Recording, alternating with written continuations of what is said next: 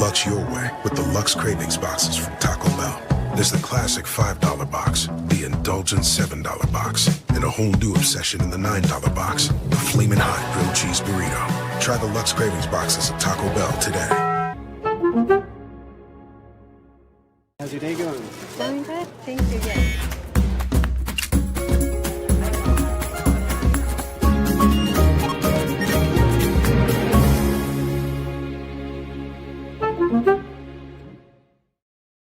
Check out the all-new Blue and Orange store at the Boise State Hall of Fame. The Blue and Orange store has your best game day gear. We're talking jerseys, hats, bumper stickers, car flags, more than 4,000 hats on the hat wall. If you want the best Boise State gear, make sure you check out the Blue and Orange store online at theblueandorangestore.com or the all-new Blue and Orange store down at the Boise State Allen Noble Hall of Fame. As sports fans, we may cheer for different teams, but there's one thing that we can all agree on. We want the game to be big. And with 3 levels, 30 cabanas, a 143-foot screen, 6 clean pools, and endless cold drinks, it doesn't get any bigger or any better than Stadium Swim in Las Vegas. All sports, all seasons. It's more than a pool day. Stadium Swim. It's the only thing like it in the world.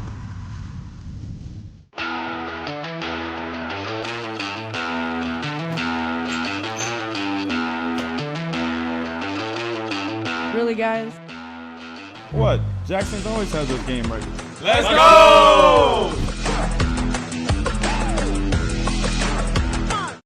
It's the all-wheel drive event at Lithia Ford of Boise. From hunting trips to ski trips to trips to Grandma's house. Nobody does AWD like LFB, Lithia Ford of Boise, where Ford begins in Idaho. Find your sun with Sun Cruiser Vodka Iced Tea. Made with real iced tea and real vodka. Cold, refreshing, and made for moments like these all year long. Let the good times cruise with Sun Cruiser. When I want Boise State to win, I trust Coach Rice to lead the Broncos to victory. And when I want the best painting and garage floor coating, I trust rowpaint.com to get that job done right.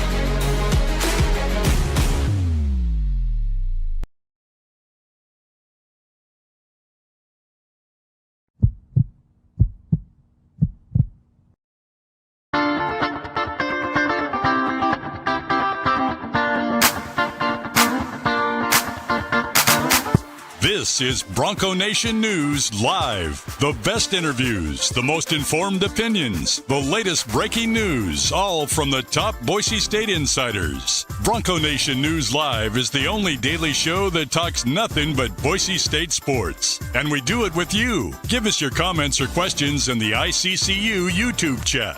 Or leave us a voicemail on the Signature Roofing voice inbox at speakpipe.com/BNN.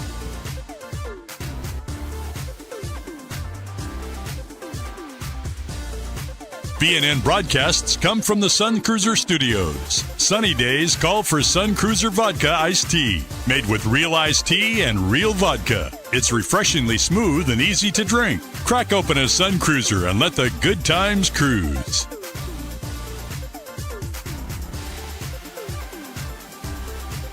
Bronco Nation News is presented by our title sponsor, Lithia Ford of Boise, and our major sponsors, Taco Bell, Idaho Central Credit Union, RoadPaint.com, and the Blue and Orange Store. At Lithia Ford of Boise, we're proud to stand with Boise State athletics. Through our NIL marketing partnerships, we're investing in the future of student athletes. Lithia Ford of Boise, here to get you there, wherever that may be. Lithia Ford of Boise, where Ford begins in Idaho.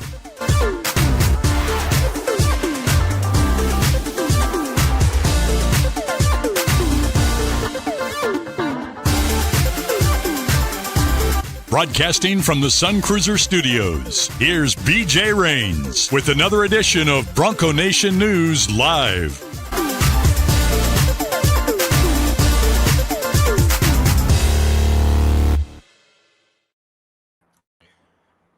Well, good morning, Bronco Nation. Happy game day and welcome to Phoenix, Arizona, where here in about 10 hours, the Boise State men's basketball team will look to extend their winning streak to 5 games in a row when the Broncos take on Grand Canyon here on the road at Grand Canyon University. How we doing? My name's BJ Rains. Welcome to Phoenix. Nice warm day, supposed to be in the 70s today.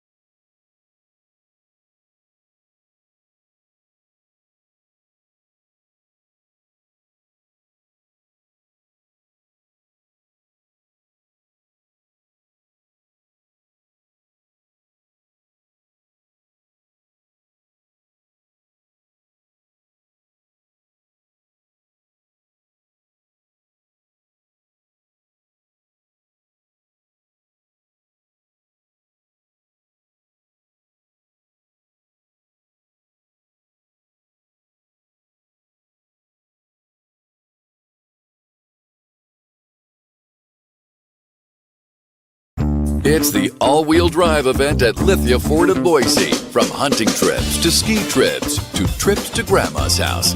Nobody does. Let's try this again. Do you got me? Do you got me? Do you have me? Are we working now? Hopefully we are. I don't know what happened there. I think you guys can hopefully hear me okay. Let me know if you're hearing me. Are we back? I think we're back. Sorry about that. We are outside. We're on a jetpack, so the video might be a little fuzzy, somebody says.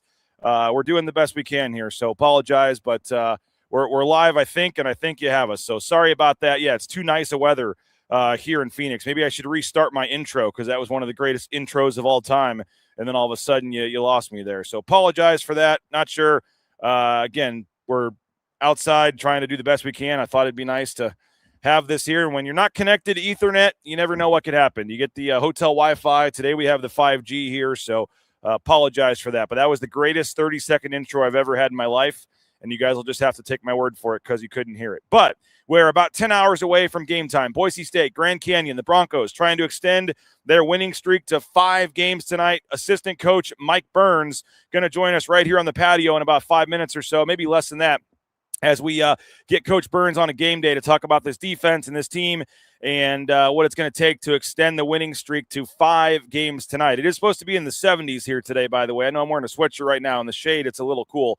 But it's a really nice day today, really nice weather, and you can't beat it being down here for a couple days in this weather down here in Phoenix. As the Broncos came over after the game on Tuesday against San Jose, so they've been here, and obviously they've been inside most of the time working, practicing. They got to practice at the Phoenix Suns facility, and so they've been hard at work these last couple of days practicing and getting ready for this game tonight. And a monumental opportunity here, a big-time chance for Boise State, chance to win 5 games in a row to keep the winning streak going tonight. And you got a home game next week against Nevada, so if you could win this game tonight, I think it starts to really get real here in terms of this team looking like that they're for real. I mentioned it yesterday. According to Bart Torvik, Boise State playing as one of the top 25 teams in the country right now analytically.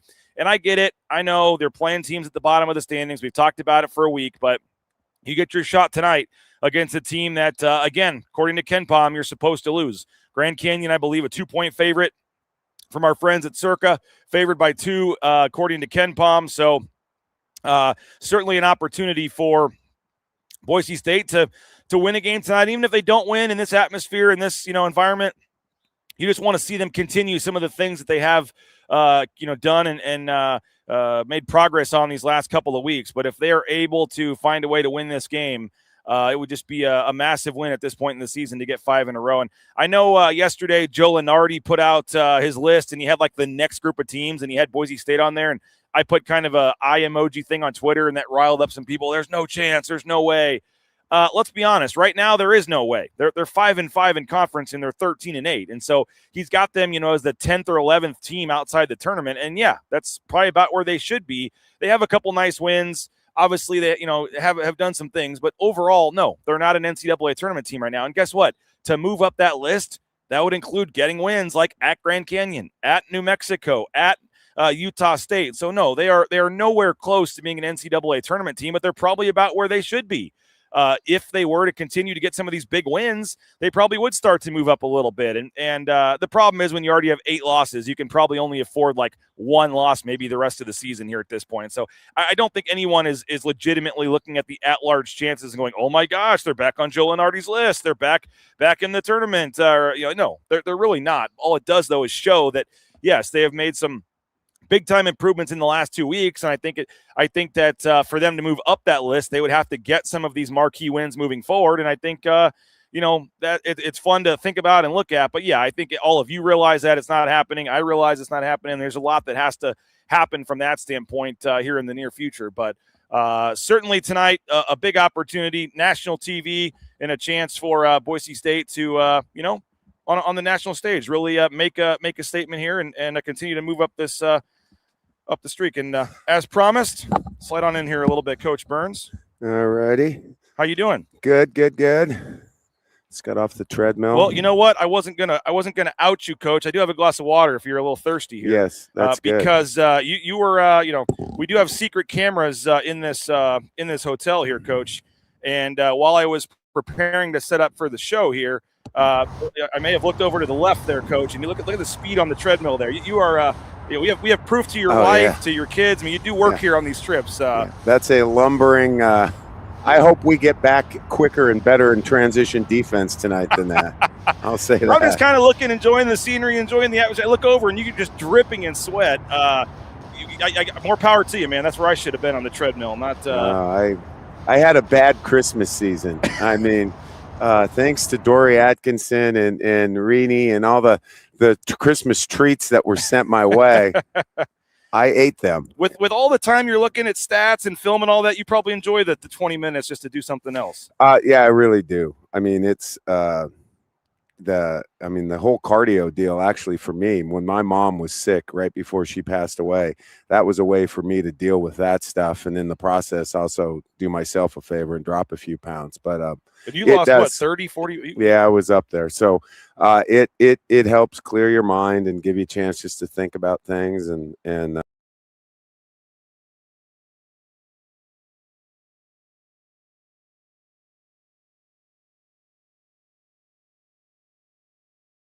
time, and they're watching film, as does the rest of our staff, but we're in there from morning until practice, and then after practice, and then the next morning. So you got to get away a little bit, and it's always good to get some exercise out. Now, someone in the chat did say, hope you're working on your stick hand, BJ, or you're going to get yelled at. So no question. I mean, obviously that's a well-informed Bronco fan. Stick hand and ball pressure. I mean, you guys were all work here, but Abe and I did sneak out to the golf course yesterday. Hopefully you didn't hear about how that. Yes, we did. Hopefully you didn't hear about how that went. But that just being out there, I know Dan Atkinson is out there probably right now with Eric Carmichael, Peanuts' dad. So, those are the things. I think there's a perception sometimes that, they're in Phoenix for a couple of days. They're probably out doing it. I wish we could do that. I just said something about the weather. This is probably the only time you get to be here and then walking to and from the bus to the practice facilities. The only time you get to feel the weather. But. Yeah, no, that's kind of true. So I wasn't surprised. I've never golfed with Abe, just to see him. Not surprised, the athlete he is, that he's a decent golfer. Well, he's obviously a hand-eye guy. I mean, Leon can still attest to that when he put 37 or whatever it was on his He actually told me that story last night, and that was pretty that's pretty funny. About he actually told me the story about, and I don't remember if you were here or not at that point, with Jeff Eloriaga breaking his three-point record. Oh, I was not here at that time. All right. Pretty funny story, though. Yes. Because I didn't realize that he did that against Leon at Gonzaga when he had the 9 threes in a game. But appreciate you, Coach, on a game day. I know you guys got breakfast and meetings and everything, so I appreciate your time for a couple minutes. But this 4-game winning streak, man, just what's the feeling like around the program right now? And obviously this is the team and the way you guys are playing that you guys expected to be this season. No question. And I mean, it's I think it speaks volumes to the culture that Coach Rice has established in this program, that you can go through what we went through because it was uncharted territory for us. We have not had, that sort of difficulty in the past, at least since I've been here. So we had to, kind of pull ourselves up by the old belt straps and get back to work, and we've done that. And it's a credit to our guys. we've challenged them to practice great. And, don't be concerned with outcomes, be concerned with process.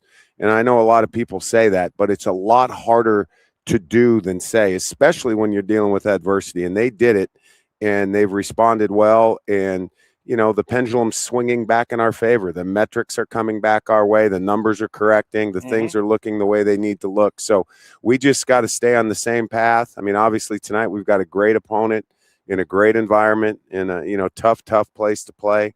But, obviously we feel like we're ready for that challenge now. By the way, somebody said at times the internet's a little fuzzy and we're a little blurry. And I said, maybe that's best for us to not be. Yeah. Maybe we don't need to be in 1080 crystal clear HD. No question. I think one thing we both share in common, BJ, is we've both got a face made for radio. Yes, so.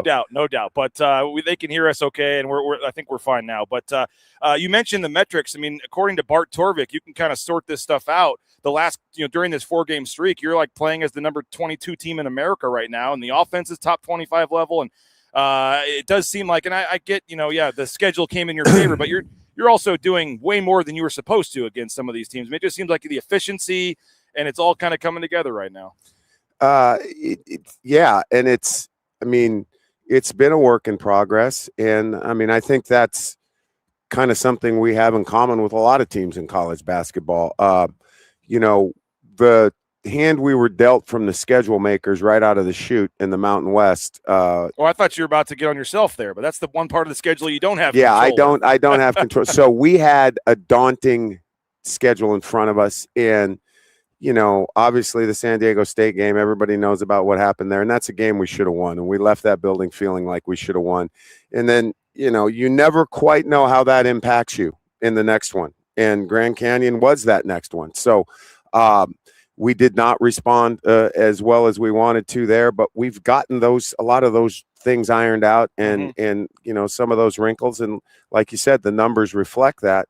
But that is solely a culture thing, and that is a character and toughness thing, and that's our team and our players that are responsible for that. Heard a couple of guys talking about either before the UNLV game or after the UNLV game, whether it was a team meeting or a circle at practice or something. You got the guys together. I believe the coaches were involved, and they kind of had guys go around and say nice things about, positive things about other guys on the team. And a couple of players have told me that they really needed to hear some of that. What was kind of the impetus behind that, and how do you think something like that helped? Well, it's, again, you're going through a lot of adversity, and a lot of times in those situations, people kind of, go inward rather than outward. And Coach has done that before, and it's a powerful thing because you might be struggling as a player, and, we might be on them as coaches, their teammates, whatever. And so for them to hear how much they're appreciated by players and by coaches, it brings the group back together. And, it was a necessary thing. We needed to do that. We appreciate going to work with these players every single day. And, I think and hope that they appreciate us and the work we do coaching them. And we coach them hard because, it's to be great, you've got to be pushed, and they realize that and embrace that. And so that was a powerful thing for them to go through and for us to go through to help get us back on the right track. Typically we get way better questions, Coach, from the chat, or I just steal questions from the chat because I'm not good at asking questions. But Sky wanted to know, Coach, does help defense outweigh the risk of leaving a three-point shooter wide open? Can you teach us on this?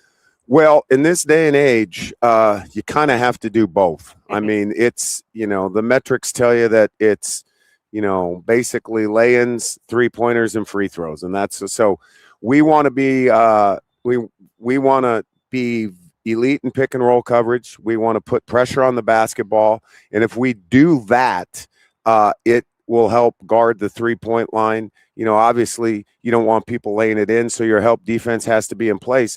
But being rehearsed in your rotations should put you in a position to get out to those shooters. And, I think there we are, our numbers are getting better. They took it, during that week stretch, it was part what we were doing, but it was also part the teams that we were playing were just playing well at that time. Yeah. And so we've gotten better at that. And I think it showed on the road trip and in the last 4 games. How different is, you mentioned you guys were kind of in that rut, and the team that Grand Canyon saw when you guys took the floor 2.5 weeks ago, 3 weeks ago, whatever it was, to the team they're going to see tonight.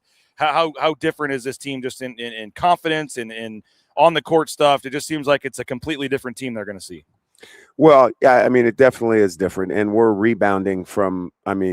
We're not rebounding, from a difficult loss. We're kind of on a roll a little bit. We have some confidence, and with confidence, you have energy and all of that, all the stuff that goes with it. So, I would expect us to come out and play with great energy and great passion. As long as we do that and stay the course with, the plan, I think we'll be in a good position, down the stretch to win a ball game. Max wants to know, how have you felt about the freshman class, how they've earned their playing time? I know you were very involved, right, going overseas multiple times at tournaments and things with a lot of guys in this class.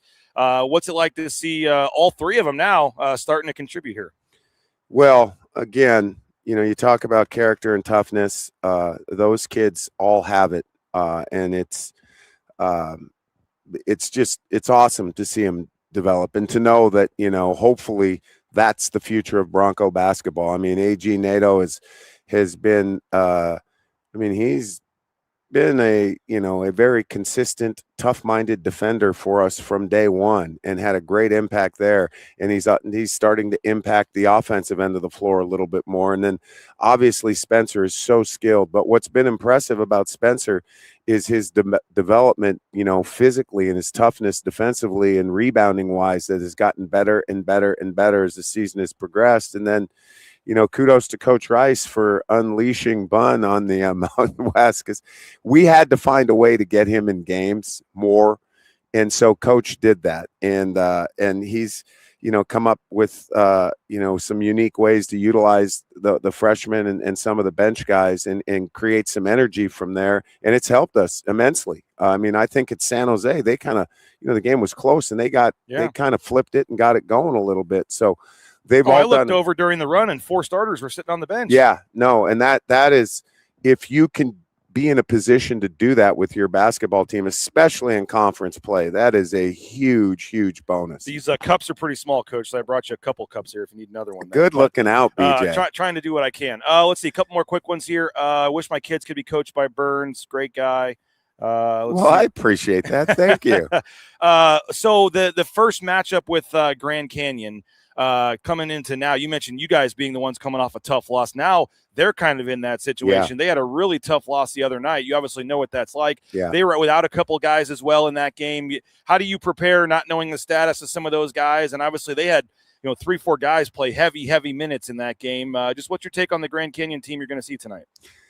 Well, first of all, obviously they're a well-coached team they're a very good program. So I would expect them to rebound from whatever happened on Tuesday night. In terms of who's going to play or not going to play, we prepare until we know otherwise for everyone, and then we adjust accordingly. It's kind of it's come see, come saw deal with them and the injuries and playing time, because the 2 guys that are going to play almost the whole game are 2 elite scorers and elite players, Henley and Williams. So we're going to have our hands full in slowing them down, and that's going to be an emphasis. And then, the big Turkish kid inside gave us problems early in that game in Boise. They were hitting him on the short roll, and he was getting the ball on top of our rim quickly. So we got to get that short up. I'm sure they're going to try to attack us in that way again. And then just, you never – it's so hard to judge, and Leon always says this, it's not who you play, it's when you play them. Mm-hmm. And so obviously we're in a good way right now, and we need to stay that way. And so that's energy, that's effort, that's, ball pressure and pick and roll coverage on the defensive end, that's paint touches and ball movement on the offensive end. And if we just do the things that we've been getting better at and stay in that process, I think all of it will work out. Javen Buchanan's dad's in the chat, says that's love, Coach. Always appreciate him coming in. Yes, appreciate him, and especially appreciate his son. Yes. Because people don't realize during that little stretch where we struggled, he'd injured himself in the Grand Canyon game. Mm-hmm. And so he was not at full strength in that game, nor obviously I don't think he Didn't played play much in Yeah, the Utah State game, he was on a minutes limit there, played 8-10 minutes against Utah State, and then didn't play against UNLV. So, it's good to see him back going full tilt, and he's just going to be a monster down the stretch. We're excited about that. You ever had a more crazy 4-day stretch in your career, 2 games where the atmosphere crowd from one game to the next, when you talk about going to San Jose and being able to, hear your AD up in the stands yelling down because no one's there versus what you're going to face tonight? Well, I mean, they are distinctly different challenges, but they are challenges nonetheless. It is really hard to play at San Jose. And I think people think, well, there's no crowd there, but in its own way is a very unique environment. And as you know, we have had to kick, scratch, and claw to get out of there with wins. And we had an NCAA tournament team go down there and lose a few years ago. Yeah. So that is because Coach Miles does a great job. He always puts a roster together that is athletic and is going to give you problems. And it was that way the other night. We just kind of wore them down. And the thing that we've done both against Air Force and against San Jose, on Tuesdays, we had long stretches in the second half of those games where neither team got a rebound, not one rebound. So we were getting our misses and putting them back in, and that's efficiency, offensive efficiency at the highest level. And then we were not allowing them to get a second chance point. I mean, so those things, when you can do those things for an extended period of time, it puts you in a position to have great success. And so, but the crowd tonight. Oh, the crowd tonight is, I mean, we're accustomed to it. We're in the Mountain West. I mean, we go to San Diego State, we go to New Mexico, we go to Utah State, we go to Colorado State, we go to, wherever we go in this league, with the exception of a few, it's going to be loud. They're going to be on us. And, we embrace those challenges. It's fun to play, whether we're playing an extra mile in front of a sold-out crowd or we're playing on the road in front of a sold-out crowd. It's why you play college basketball, for that opportunity. Well, final thing, Coach, and we really appreciate your time. I know you're not going to give away your game plan or your secrets. What would you like to see tonight that would give you guys a nice chance to keep this winning streak going? Well, we have to start fast, and we got to play with force on both ends of the floor. And playing with force for us is getting the ball under control and pressuring the ball defensively and being in the proper pick and roll coverages and doing our jobs there. And then, offensively playing with force is touching the paint. The numbers are what they are. When we touch the paint on the offensive end of the floor, our success rate, our points per possession are nearly double what they are when we don't. Wow. And so it's somewhat similar on the defensive end of the floor. I mean, if we let them get that short roll to the big guy and he's in our paint, living on our rim all night long, our points per possession are going to be double the wrong way. So those are issues we have to solve, and those are things we've tried to prepare for. And like I said, our guys have done a great job of staying in the process, and the process helps take care of the result, and hopefully we'll see that tonight. Well, appreciate you on a game day for doing this, Coach. And really, frankly, I think Mike Prater thanks you here, because here he is. You were just warming up the audience here for Mike Prater. There's Prater back in the studio in Boise. So you were just wanting help to get Prater a big audience for his segment. Well, it's good to get Prater warmed up, and obviously it'd be good to have him on here. And I just hope, I know Johnny's got the Seahawks back, but I hope Prater's not going rogue and siding with the Patriots in this Super Bowl, because after George Springer shattered our hearts in Game 7 of the ALCS, us Seattleites need a lift, and the Seahawks have provided that, so they need to get this one across the finish line. Prater? It's the 3 popes, Prater. I'm Catholic. The 3 pope deal. The last 3 popes, we won the NFC. We're number 1 seed, and we won the Super Bowl. Yeah, I don't want to get in the way of the popes or the Catholics or anything like that. So yeah, I definitely don't want to do that. No. I'm not that stupid. So I'm definitely on board with Seattle. Even though Johnny called me every Monday on our show, we do a weekend winners and losers, and Johnny called me a loser over the weekend after I publicly supported his football team because my football team hired Mike McCarthy. So I'm thinking of changing to the Patriots just to mess with Johnny's karma a little bit. No, that would definitely mess with ball game. There would, you might have to put a plexiglass window up in between you guys in the studio. I don't want microphones and drinks being tossed back and forth. It could get gnarly in there. Well, Burns, I know you got a lot of work to do. We appreciate you coming on. Thanks you guys. Thanks a lot. We'll see you over BJ. there tonight, man. Really appreciate it, Coach. All Mike right, Burns. thanks. nice enough to join us on a game day here as they get set to take on Grand Canyon tonight. He'll be getting you want another water, Coach? I got a third one for you. There you go. They call me the concierge on the show there. So do what I can, Prater. So I guess there you are. How we doing, Mike? Good. How are you doing today? I'm doing good. I guess I'm a little fuzzy on the video. We're dealing with we're outdoors. We're on the Wi-Fi. We're doing the best we can. And me and Burns just joked that might be better that folks can just hear us and not see us at times. We don't need to be in the 1080 HD. You're probably right there with us on that thought. But at least they can hear us okay, and we're doing what we can to power through. Sometimes like I said, the stream is a little better quality than other. And then your favorite warning, if I do dip out, it's all on you here until I can make it back. So so far, I think so good. But we got about 20 minutes or so, Mike, to chat with you and wanted to jump on. I appreciate you for juggling the schedule to come on a little later there. Coach Burns was willing to come on a game day. So we took advantage of that. And obviously an opportunity tonight to keep this winning streak going to 5 games. And we've talked about it. I mean, the metrics, whatever the record, none of that really matters right now. It's just about winning games and continuing to kind of feel good and try to get as high up in the standings for the conference tournament as you can. And obviously an opportunity to keep this thing going tonight and get it to 5 in a row. Yeah, I think that's exactly well said. And in terms of what they need to do, just go out, don't worry about anything but yourself, and go out and try to get this thing going. I'm really excited for this game tonight and to find out exactly where Boise State is. Are they the 4-game losing streak team? Are they the 4-game winning streak team? Obviously, they've gotten better. And I loved what Coach Burns said in terms of some of the way that this basketball team has attacked the last few weeks and the way they're looking forward. So they've done all the right things. They're pushing all the right buttons. But tonight's kind of the big test. If you put your homework in, you still have to go out and ace the test. And I'm curious about the environment. I've never really seen this environment. I've caught glimpses and pieces in the past of a Grand Canyon home game, and tonight we'll be able to watch the whole 2 hours and see how the intensity affects. I think it's pretty cool that they bring this kind of energy to a game, and let's see how Boise State can handle that. Now, if you ever have a bad show or you guys have a bad combined show and you're a bad couple shows in a row and you have which of course never happens, but if it ever did, you have your morning meeting the next morning and it's you and Bob and Greg and Johnny in there.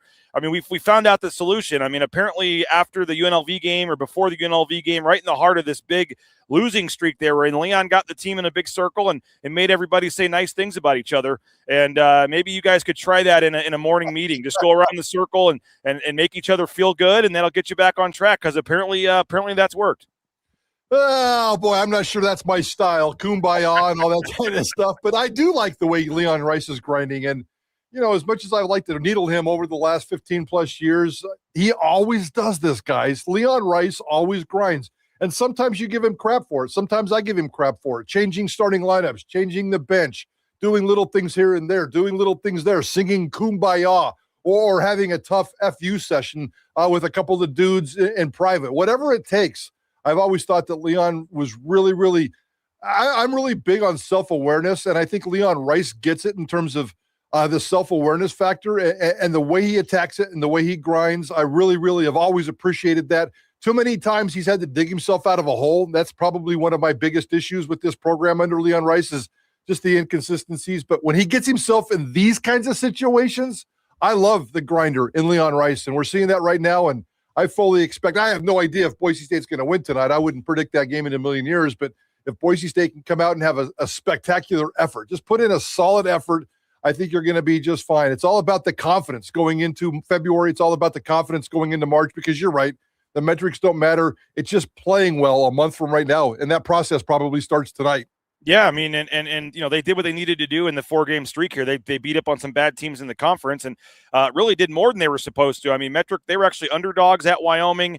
That last game against San Jose the other day, they're only supposed to win by 9. They win by 31. So I mean, they're certainly doing something right. What it ultimately means, who knows? Like you said here, moving forward. But a nice test, and this is the first, unless I'm forgetting one here, Mike. This is the first, time around the second time. First time they're playing a team they've already played here in terms of Grand Canyon, and it couldn't be a different storyline for when they play, more of a different storyline than when they played Grand Canyon just a couple of weeks ago. They were coming off that tough triple overtime game. That was obviously the famous 9 o'clock game where Leon was, getting on the team and my word choice in the headline irked him a little about the fans, but obviously he at least mentioned in the post game that there was not much, that the crowd wasn't much of a crowd. That whole deal, that was that game when that happened. That was also the game, if you think about it, where they switched up the starting lineup that game. Nadeau started over Keene. You also had Dom Parolin starting over somebody. Parolin started that game, I think, over Fielder. And then you had and that was a weird one. That was like a one-game thing. They were trying to send a message to Fielder or something. And if you remember, Parolin's guy scored like 4 straight buckets in the first 2 minutes of the game or something. And all of a sudden they're down 8-0 or 8-2. And it was not the greatest game for Dom Parolin. And so, certainly Boise State's coming in with way more confidence. They're feeling way better. Their lineup looks different. They're playing different guys. Grand Canyon is going to see again, I don't know if it's going to be enough to win the game, but Grand Canyon is going to see a completely different Boise State team than they saw a couple weeks ago.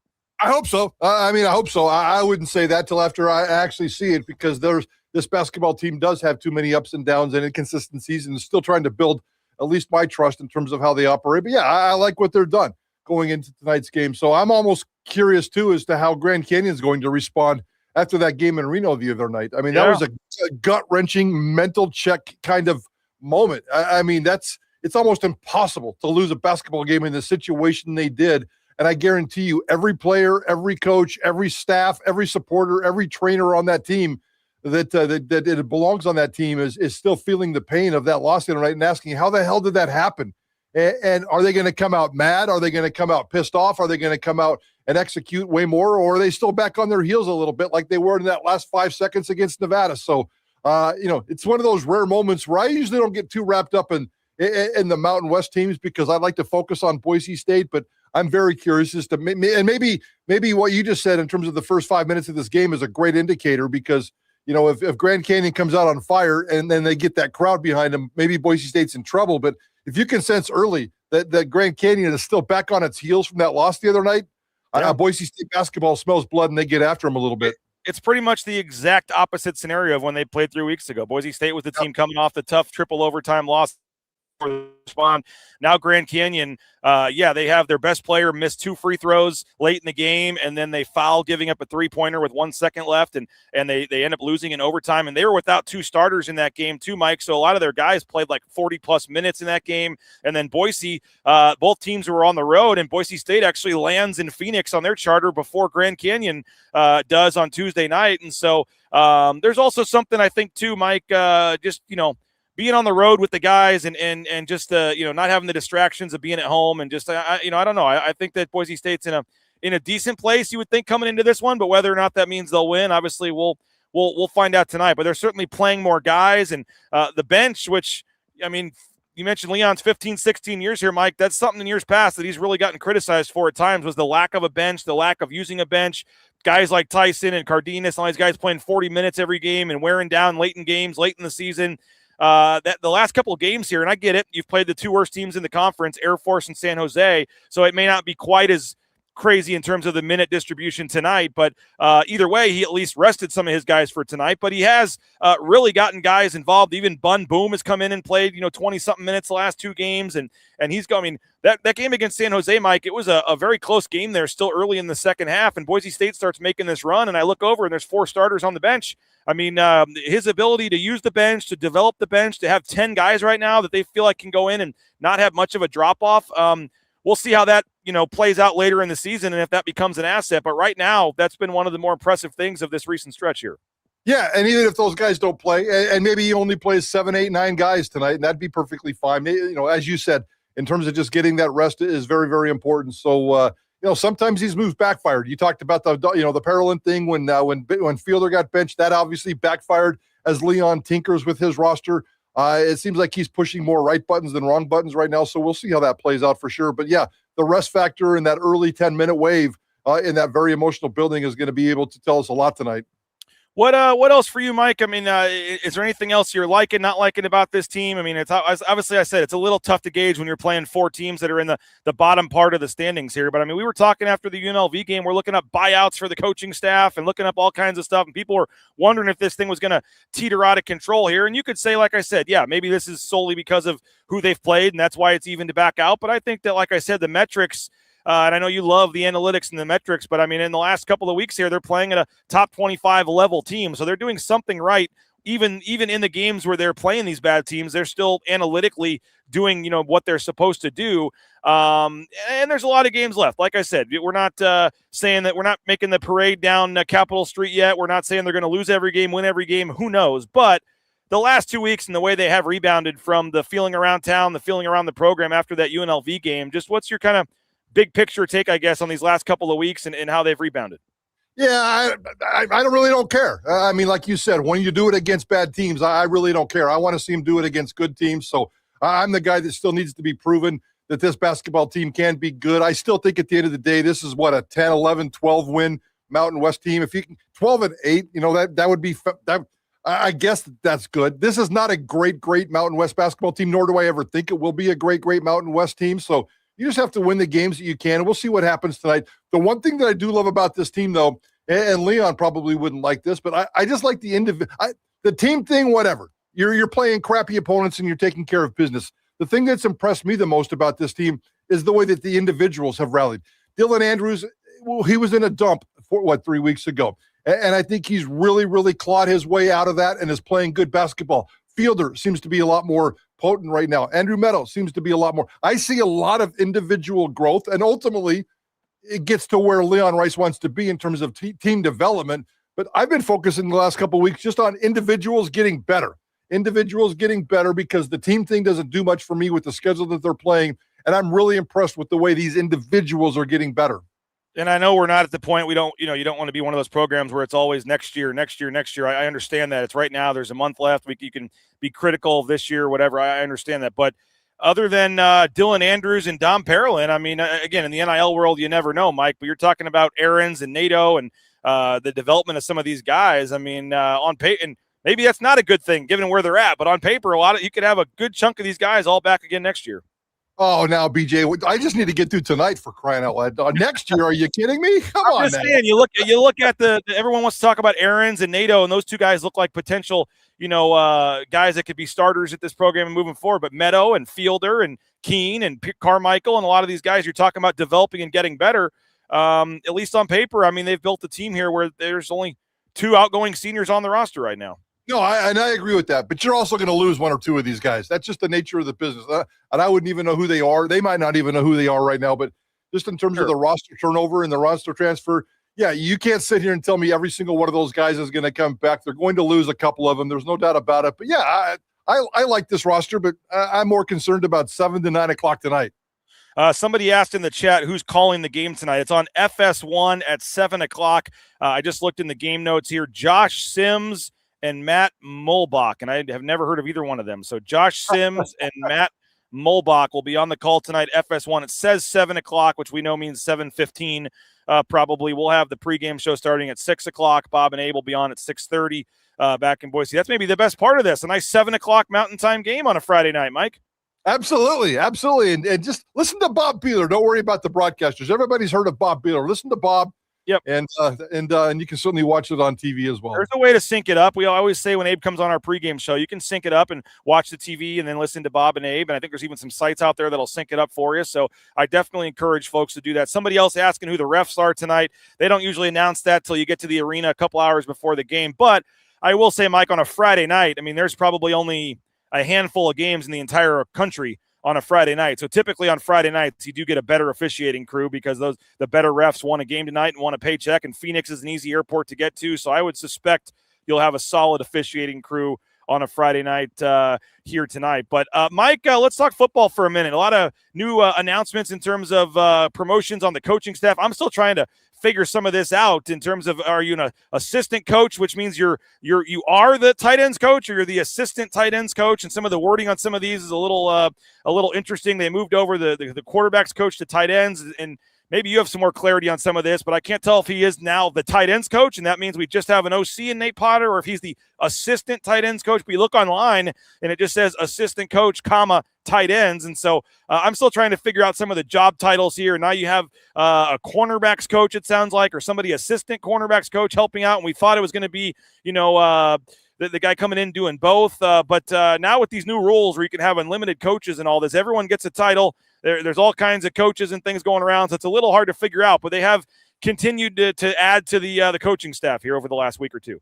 Yeah, and they've had these assistants, there's a quarterback coach, and then there's the assistant quarterback coach, and then there's the tight end coach, and then there's the assistant tight end coach, and they've done a really good job over the last couple of years of beefing up that coaching staff and really growing. I remember back in the day, it was a head coach, it was 9 assistant coaches, it was maybe 1 or 2 staffers, and that was it. I mean, when I started covering Boise State football in the 90s, their staff included 12 people, maybe 13 people. Now it's 30 plus in terms of all the, because it goes assistant coach, assistant to the position coach, then it goes the quality control guy to the assistant to the position coach, GA, whatever else. GA, exactly. And it's really, really cool. So Boise State's 10-person coaching staff, which is what the NCAA allows, full-on coaching, full-on recruiting, everything.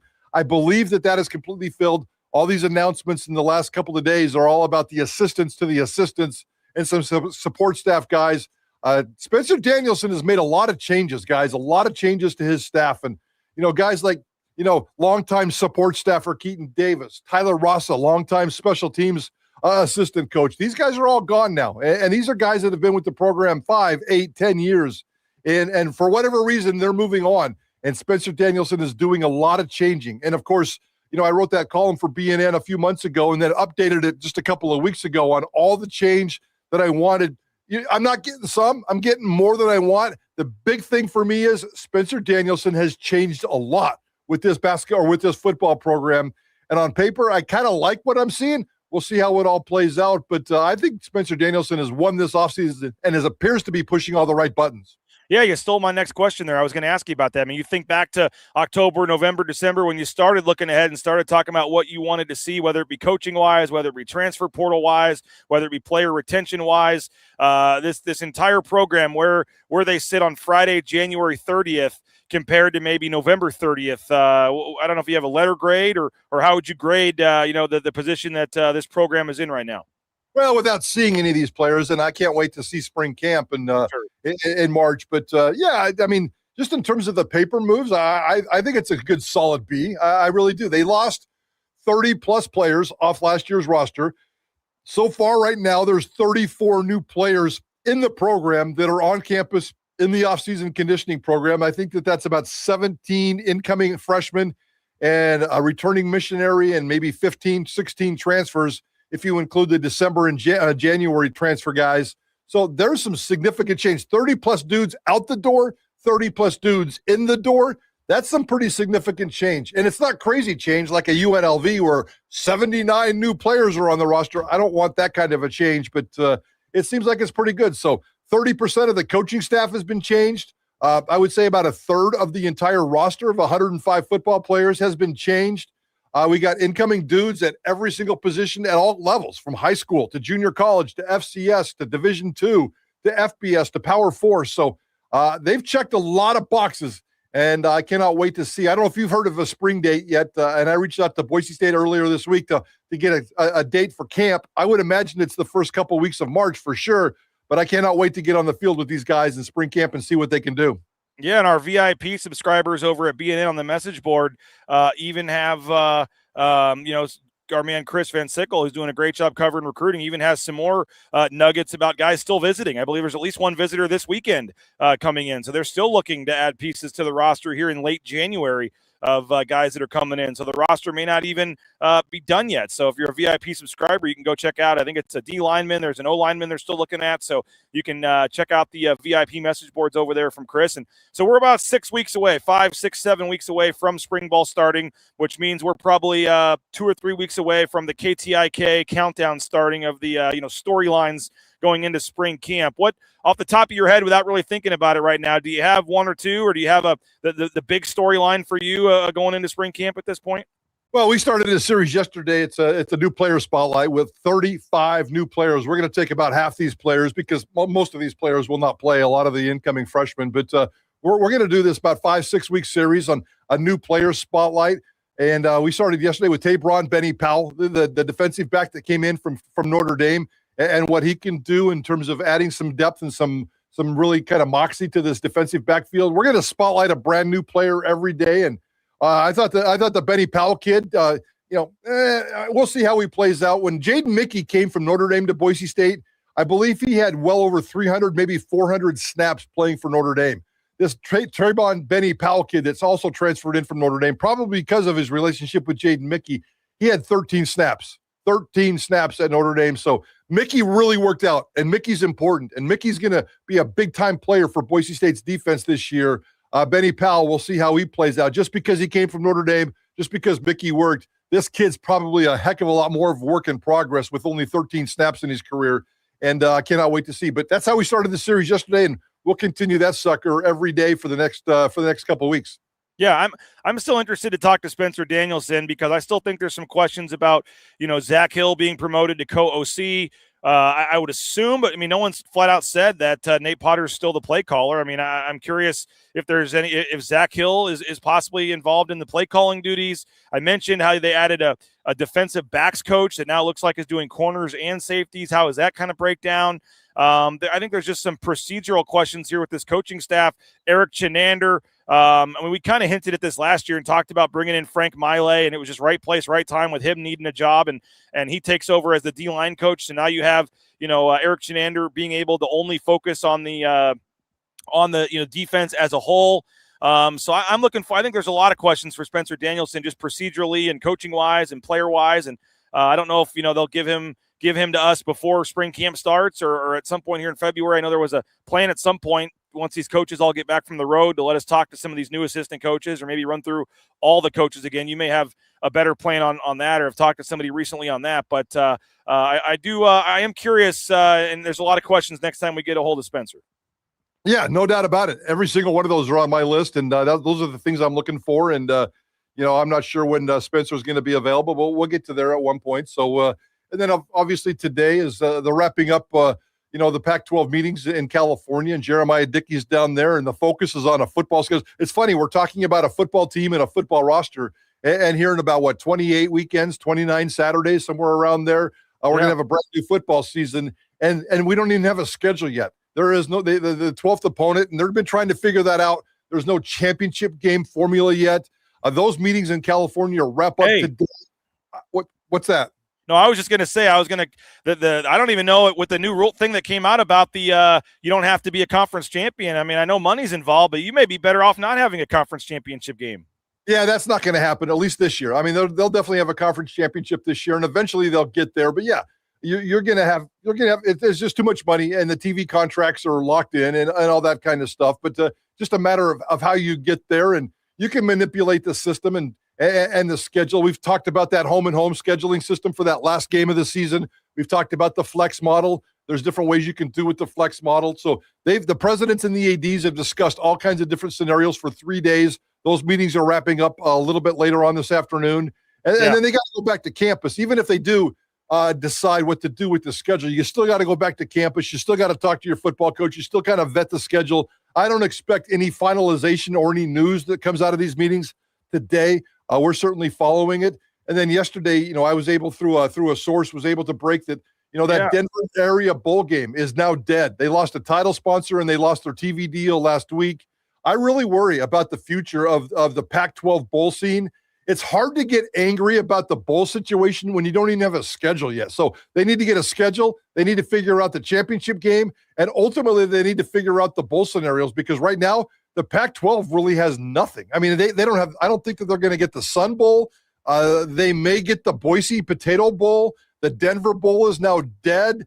New Mexico and Hawaii are probably going to stay with the Mountain West. All this will be decided over the next couple of months as the NCAA certification process kicks in the spring. But right now, the Pac-12 bowl situation – and it'll all work out. So this is just kind of the media crying foul. But right now, the Pac-12 bowl situation is very dire. Yeah, where's the best bowl? Where's the champion go? There is no bowl game. There is no bowl game, period, right now. Yeah, you'd like to get the Holiday Bowl involved, or if you can get a bowl there in San Diego, I think would make some sense with San Diego State if that were possible. But you're right, and it's a very dire situation there. I think the AD's portion wrapped up yesterday of the meetings. I believe today is just the presidents. So I don't know if Jeremiah Dickey's already back last night or coming back this morning, but I think there was Wednesday and Thursdays were the ADs, Thursdays and Fridays were the presidents. Maybe there was a little crossover there last night. And you're right, they probably have some stuff decided, but we'll see how long it is till they announce it, because I think a lot of it, Mike, right, was waiting to see what the system was going to be or what the playoff format was going to be, and then kind of everything could fall into place after that. And so now that that's decided, I think you'll start to see.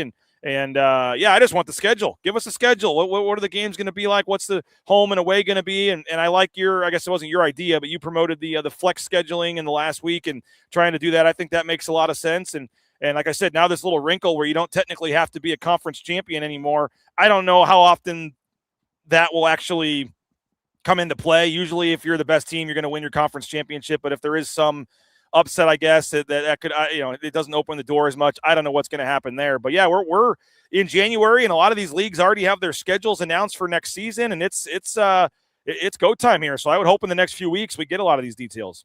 Yeah, it's kind of weird. Like even USC is looking for an opponent for this season's football game, and there's a couple of other programs that they're like UConn and a couple of others still looking for it. And then obviously all 8 of the new Pac-12 teams are looking for that game, but they'll play each other. They just have to figure out whether it's the home and home thing. And if it's a home and home thing, I suspect the last game of the season, Boise State will play Utah State again, whether it's in Logan or Boise. We'll see how that plays out. But I hope the Pac-12 has the guts and the courage to do with the flex system, because it's really, really, it's going to be fun. It would create a buzz. People would talk about it. If the Pac-12 comes out and says, for the sake of comfort and for the sake of our football coaches who don't like change, and fans don't like change, and fans don't like to wait 10 days before the game. Coaches don't like to wait 10 days for the game to find out who you're playing or what the kickoff is. So there's enough wrinkles there where I'm not sure the Pac-12 has enough guts to go with the flex scheduling option. And if they go with the home and home, they'll be ridiculed. This league is already being ridiculed. Pac-12 light, Pac-12 this, Pac-12 whatever. And if now all of a sudden everybody in the conference is playing everybody again, the credibility hit, I think, is real. I really do. Now, if you come up with this flex option, even though it's a little bit uncomfortable for everybody, I think it creates a buzz. They're doing something different. The Big Ten wants to do this exact same flex model. They just can't get it through the system right now. So I think it'd be cool. I hope they have the guts enough to pull the trigger on that. Yeah, that would be great. As somebody said, maybe a Texas Bowl also, since you have Texas State down there. Maybe you can get a bowl in Texas to be associated with the Pac-12. We'll see. I guess Wilner just reported the 2026 schedule will not be announced yet. Still need more time, according to what Wilner, I guess, just tweeted out. Well, that was always going to be the plan, because with whatever they came up with the meetings today, they have to go back to campus. It has to be vetted. It has to go to the attorneys. It has to go to the football coaches. So we talked about that yesterday on Idaho Sports Talk. There was no public news that was expected out of today's meetings or these 3 days worth of meetings. Yeah. So, just go back to campus and cross your I's, dot your T's, and maybe here in a couple of weeks, we'll get some news. Well, final thing for you, Mike. You guys got to get ready for your show and your meeting. I'll be joining you at 4:15 today, I assume. Probably maybe at the arena by then. We'll see.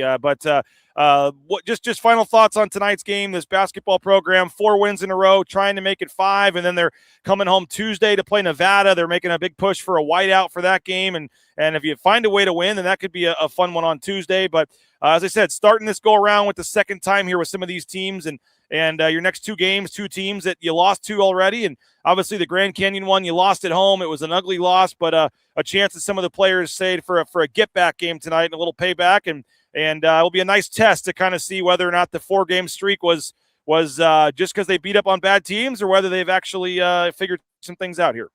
Yeah, just keep getting better. Just keep getting better. I don't think there's anything to be chasing. You're not chasing at-large bids here. You're not chasing anything other than just individual game-by-game success. And Boise State's done a really nice job after hitting rock bottom and climbing out of that and getting better every single game individually and as a team. And I could care less if they win or lose tonight. At worst, you probably want to split these next 2 games. If you can sweep them, that'd be fantastic. If you lose them both, here we go again. But just get better. Just get better. And they've been doing that. And if they can keep that going, that's a positive sign moving forward. All right, Mike, we'll appreciate you for jumping on, and thanks for being flexible with the timing with Coach Burns coming on, and we will be listening 3 to 6. You guys will have like a 3-hour pregame show, I guess, today, getting set for Boise State Grand Canyon, and then I'll join you at 4:15, and then we'll be live right when your show ends at 5:55. Folks can switch over to BNN, and we'll be live at 6 with our pregame show, so we'll just keep the coverage going. I love it. I love it. Big time of the year. Let's get after it, and let's get some basketball taken care of, and then next week we move on to the Super Bowl. And Go George Alani and go DeMarcus Lawrence, huh? I sent you an invite. I'm having a little Super Bowl get together. I don't know what your plans are, but I guess Mike Prater just gets so many invites to parties, and he's such a dignitary around town that you just have your choice of like 10 different parties to go to probably. But if you're looking for a spot and you want some cold drinks and some good food, you're welcome at the Rains house on Sunday. I saw that. I'm very, very honored to get that invitation, but I've always said this in the past, and this is a milestone for me. Next Sunday, I will be going to the same Super Bowl party, and this will be my 30th consecutive year at the same Super Bowl party. So I got to hang out with my boys. It's my Super Bowl boys. We've been doing this for this will be the 30th consecutive year. So it's a big anniversary party. So I'll be thinking of BJ Rains. I'll be thinking of all the boys, but I got to go hang out with my Super Bowl guys. I don't know what's more impressive, that you've been there 30 years or that the same person has hosted it for 30 years. That's pretty cool. I hosted a Super Bowl party 31 years ago. I think it was like in 1995 or something like that. And my buddy came and he said, Prater, your Super Bowl party sucks. And next year I'm going to throw a Super Bowl party, and this will be Super Bowl party number 30 in a row for that dude. So he stole it from me because my party sucked, and he's been hosting the same thing every year. So it's been kind of cool. Well, we'll have the parlay cards going at mine. We'll have a couple bucks thrown around, have a little fun with it. I don't like either team. I'm actually not that excited about the game itself, so I got to have some way to get myself interested. So I'll just host my own party and drink and eat food and hopefully have a good time. But can't stand either team. I'm not a fan of the Patriots for when they did that, beat the Rams in the Super Bowls back in the day. And then when the Rams were in St. Louis, we always didn't like the Seahawks. They were our big rival back then, so I can't really like them as well. And so, hopefully it's a good game, I guess. But hopefully, yes. Fingers crossed. Yeah. Hey, appreciate you, Mike. We'll talk to you at 4:15, man. Appreciate you, man. See you at 4:15. Safe travels home, bud.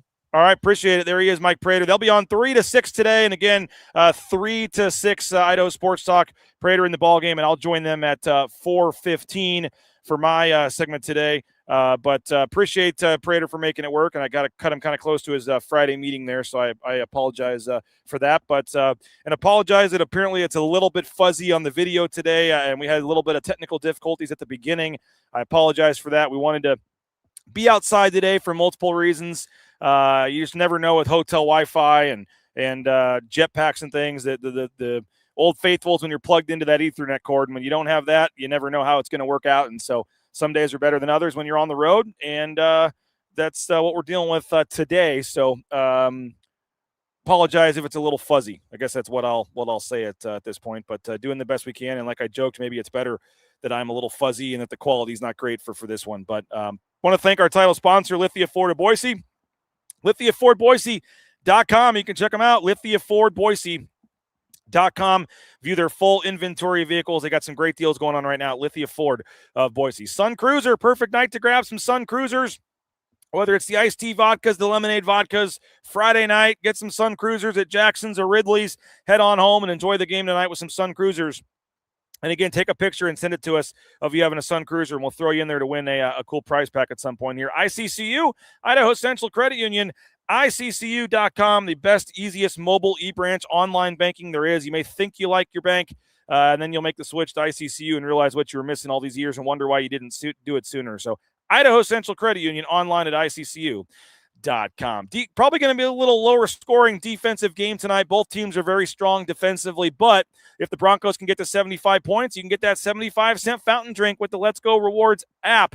Download the Let's Go Rewards app, and if the Broncos score 75 points, you get a 75-cent fountain drink 2 days later from our friends at Jackson's. Taco Bell, TacoBellWorks.com is the website for the local Taco Bell affiliates, the Nicolason family, SON Management Group.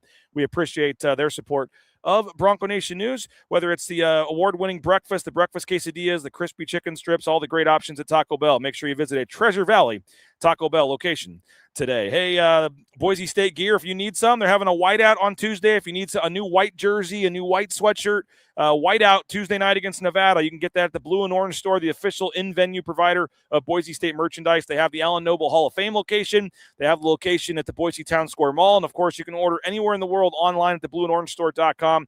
Officially licensed Nike, Boise State gear, the best selection, the best prices.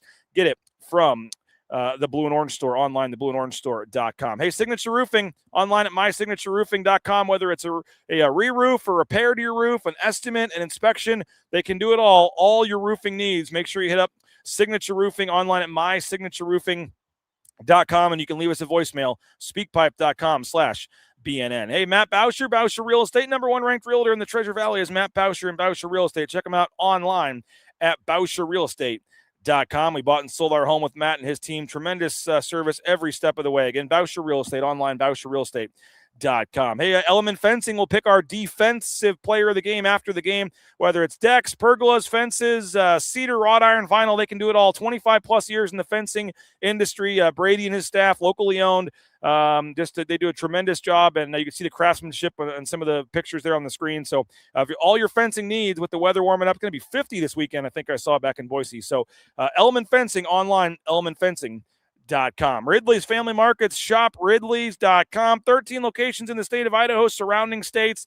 If you just want that friendly hometown grocer, that's your folks. Don't go to the corporate big ones. Go to the family-owned grocery store and a family that's very big supporters and big fans of the blue and orange. So Ridley's Family Markets online, shop ridleys.com. They're a big, huge supporter of BNN, and we could not have BNN and do some of the things we do without them. So I really appreciate Ridley's. And again, support local folks, support Ridley's Family Markets. Hey, roepaint.com, roepaint.com, all your painting needs. 20% off those winter painting projects right now, whether it's concrete coatings, interior, exterior painting. Hit up roepaint.com today for all your painting needs. And transportation compliance service, if you're looking for a new job. How about the trucking industry? They can help you out every step of the way. You can get into the trucking industry with transportation compliance service, and whether it is all the various options that they have in the trucking industry, you can do that at Transportation Compliance Service, transcompservice.com. The paperwork, the DOT, overweight, everything you need, they have you covered. That is a transcompservice.com. Don't forget, tonight, another night in the Mountain West. After the Boise State game wraps up, we'll have our post-game show, and then just a quick word on that in a second. But after our post-game show wraps up, there will be another night in the Mountain West with Tom Moser. You have another game tonight, UNLV at Nevada, our signature roofing scoreboard update. UNLV at Nevada. That game is at 8 o'clock tonight, so Boise State's at 7. And then UNLV at Nevada is at 8. When that game wraps up, you'll have a full recap from Tom Moser on another night in the Mountain West coming up tonight. Just a programming note on tonight's post-game show. We'll have the full pregame show. That'll be live at 6 o'clock. The Lithia Ford of Boise pregame show will get you set with live look at the Havocs and the student section there and what that looks like, and we'll set the scene there in Phoenix for the game tonight. We'll have a full normal length pregame show starting at 6 o'clock tonight. Lithia Ford of Boise pregame show live from Grand Canyon tonight here in Phoenix at 6 o'clock. On the post-game show, maybe a little short, just being completely honest. There's a good chance that I'm going to be able to make it home tonight after the game. Great Boise State BNN supporter is coming down for the game and might have a spot to sneak me back on their trip back home tonight. So post-game show is probably going to be a little bit shorter. We'll still have Coach Rice. We'll still have a player or two, but we may not go an hour on the post-game show tonight. Just giving you a heads up. Maybe a 20, 30-minute kind of short and sweet post-game show tonight so that I can hopefully get to the airport and get home tonight to see my family when they wake up tomorrow morning. So hopefully you folks can understand that it's going to be a little bit shorter post-game show tonight.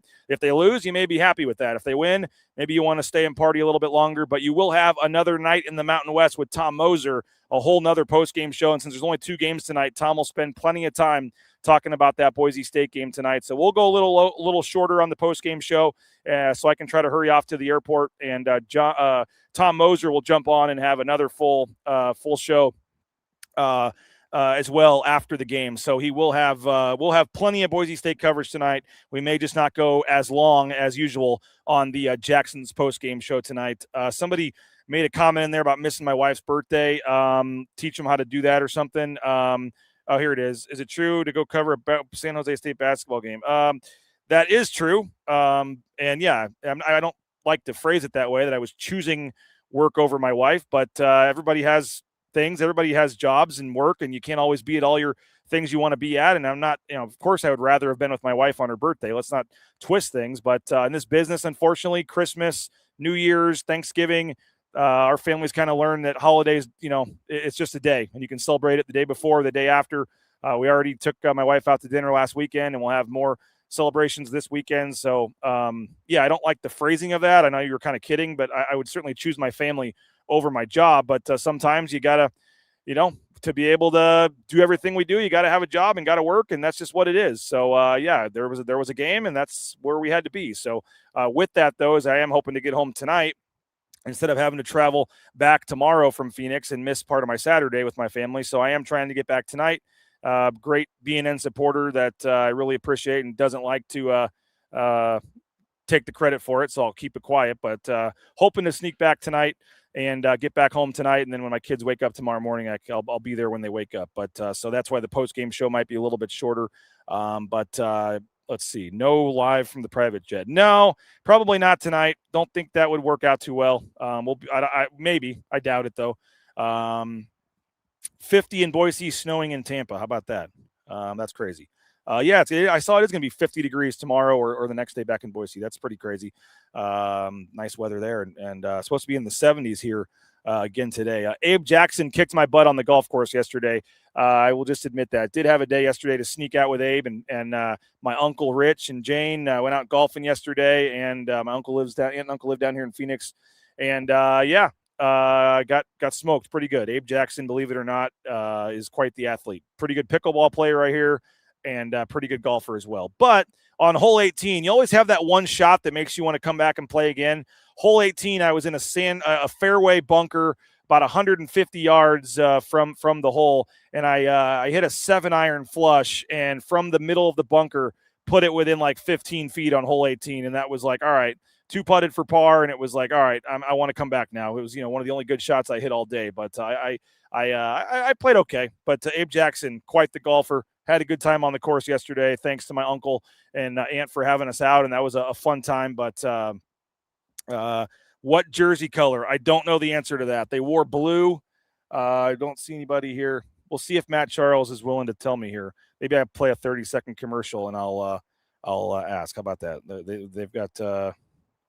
I'll see if they're willing to let me know here. Give me 30 seconds for a quick commercial. Let's go Circa. How about that? I'll be right back in 30 seconds. As sports fans, we may cheer for different teams, but there's one thing that we can all agree on. We want the game to be big.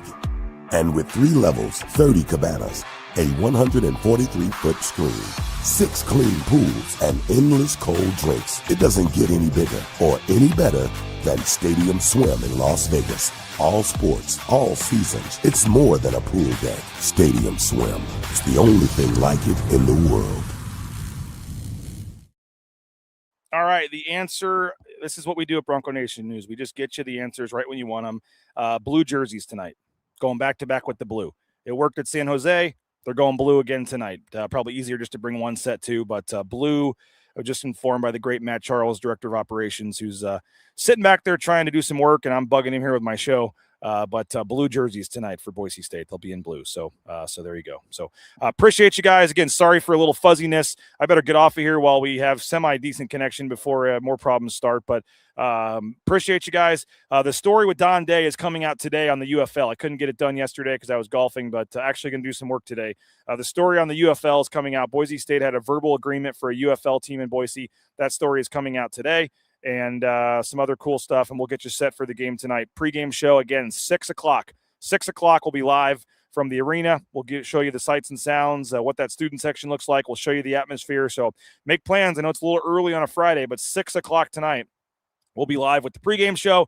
We'll have the game coverage, and then, as I said, a little abbreviated postgame show tonight. But we will still have Coach Rice, and we'll still have some analysis. They'll just be a little bit shorter than usual, but we'll see you pregame, 6 o'clock. Go subscribe, BroncoNationNews.com. Check the website later today. We got multiple stories and things coming up.